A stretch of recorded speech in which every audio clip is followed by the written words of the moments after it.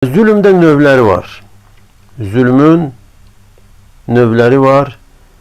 Birinci, ən böyük zulüm və bu da şirkdir. Hansı ki, Allahın haqqına qarşı insanın zülmə yol verməsi.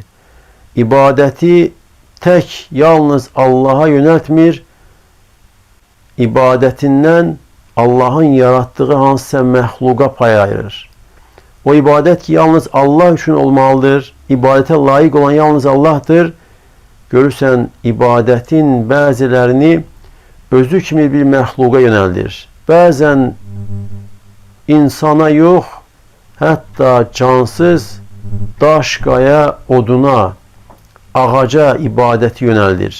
İbadətin hansısa bir hissəsini Allah da yaratdığı məxluqa yönəldir və bu da ən böyük zülümdür ki, ibadətdə kimisə, nəyisə Allaha ortaq, şərik qoşmaqdır. İkincisi, insanın öz nəfsinə, özünə zülm etməsidir.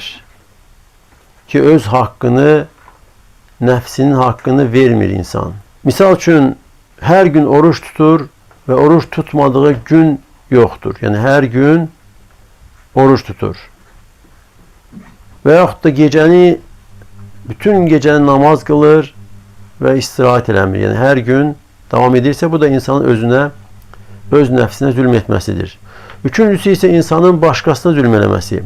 Misal üçün, hansısa bir şəxsə qarşı həddi aşır, onu vurur və yaxud da kimisə öldürür və ya kiminsə malını əlindən alır və buna oxşar zülmlər. Əgər burada insanın başa düşəsi mühüm məsələ odur ki, hansı ki, bunlar hamısı şirklərdir. Bunlar hamısı zülmlərdir də, böyük zülm, şirk.